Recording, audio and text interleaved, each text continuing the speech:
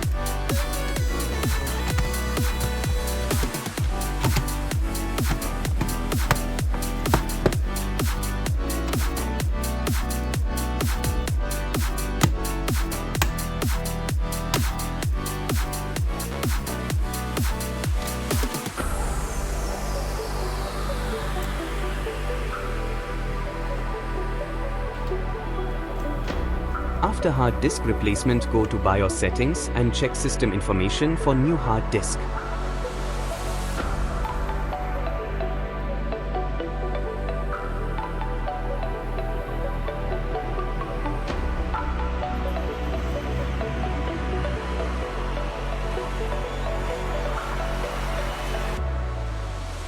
And that's it. You've successfully replaced your Dell laptop's hard drive. If you found this video helpful, don't forget to like, share and subscribe.